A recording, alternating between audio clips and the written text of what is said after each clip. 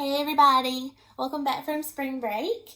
I hope you had a wonderful time and you got to relax and do lots of fun stuff. But tonight I have a new read aloud for you and it's a little different, but I wanted to ask you a question first. Raise your hand if you have ever seen or read the book The Three Little Pigs. Me, I love The Three Little Pigs, my fave.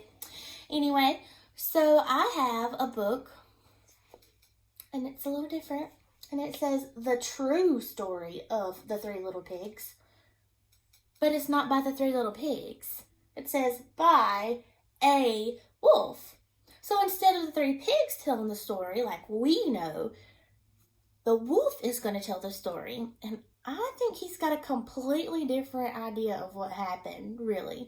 So there's a name for that when the person who tells the story changes, and we call that point of view.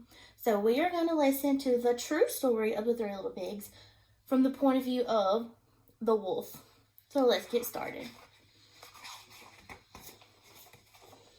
Everybody knows the story of the Three Little Pigs, or at least they think they do. But I'll let you in on a little secret. Nobody knows the real story. Because nobody has ever heard my side of the story. Who's mine? Who's talking? Is it the pigs or the wolf? It's the wolf. I'm the wolf. Alexander T. Wolf. But you can call me Al. I don't know how this whole big bad wolf thing got started, but it's all wrong. Maybe it's because of our diet. Hey, it's not my fault wolves eat cute little animals like bunnies and sheep and pigs. That's just the way we are. If cheeseburgers were cute, folks would probably think you were big and bad too. Oh my goodness, a chalkboard. It says A, sneeze, plus B, sugar. What is all that about? Let's read to find out. But like I was saying, the whole big bad wolf thing is all wrong. The real story is about a sneeze and a cup of sugar. I don't remember reading anything about a cup of sugar in the other story of the Three Little Pigs. Already see a difference. This is the real story. So, way back in Once Upon a Time, I was making a birthday cake for my dear old granny. I had a terrible sneezing cold. I ran out of sugar. Let's make a prediction. What is he going to do? Where is he going to get the sugar from? I think that he's probably going to go ask the pigs. Let's ready to find out. So I walked down the street to ask my neighbor for a cup of sugar. Now this neighbor was a pig. And he wasn't too bright either. What does that mean, bright? Does it mean like bright like the color yellow, like he was a yellow pig? Or does it mean bright like smart? Probably bright like smart. He wasn't too bright either. He had built this whole house out of straw. Can you believe it? I mean, who in his right mind would build a house out of straw? So, of course, the minute that I knocked on the door, it fell right in. I didn't want to just walk into someone else's house, so I called out, little pig, are you in? No answer.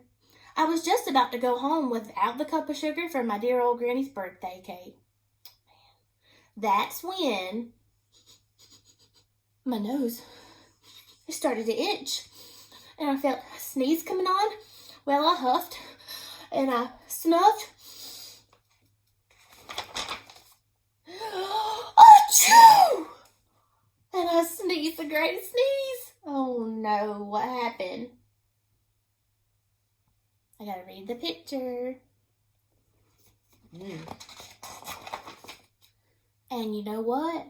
That whole darn straw house fell down. And right in the middle of a pile of straw was the first little pig, dead as a doornail. He had been home the whole time. It seemed like a shame to leave a perfectly good ham dinner lying there in the straw. I ate it up. Think of it as a big cheeseburger just lying there. little bit better, but I still didn't have my cup of sugar. So I went to the next neighbor's house. This neighbor was the first little pig's brother. He was a little smarter, but not much. He had built his house out of sticks. So I rang the doorbell on the stick house. Ding dong. Nobody answered. I called, "Mr. Pig, Mr. Pig, are you in?" And he yelled back, "Go away, Wolf. You can't come in. I'm shaving the hairs on my chinny chin chin." I had just grabbed the doorknob when I felt another sneeze coming on. And I huffed. And I snuffed. And I tried to cover my mouth. But I sneezed a great sneeze. Choo! And you're not going to believe it, but this guy's house fell down just like his brother's. When the dust had cleared, there was the second little pig, dead as a doornail. Wolf's honor. Make a prediction. What's going to happen to the pig? Sausages. Now, you know food will spoil if you just leave it out in the open. So I did the only thing there was to do. I had dinner again. Think of it as a second helping. I was getting awfully full, but my cold was feeling a little better. And I still didn't have that cup of sugar for my dear old granny's birthday cake. So I went to the next house. This guy was the first and second little pig's brother. He must have been the brains of the family. He had built his house out of bricks. I knocked on the brick house. No answer. I called, "Mr. Pig, Mr. Pig, are you in?" And do you know what that rude little porker answered? "Get out of here, Wolf. Don't bother me again."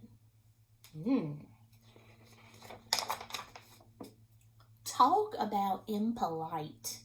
He probably had a whole sack full of sugar, and he wouldn't even give me one little cup for my dear old granny's birthday cake. What a pig. I was just about to go home and maybe make a nice birthday card instead of a cake when I felt my cold coming on. So I huffed, and I snuffed, and I sneezed once again. Choo! Then the third little pig yelled, "And your old granny can sit on a pin." Rude. Look at his face. He's not a happy pig. Well, now I'm usually a pretty calm fellow, but when somebody talks about my granny like that, I go a little crazy. When the cops drove up, of course, I was trying to break down Pig's door, and the whole time I was huffing and puffing and sneezing and making a real scene.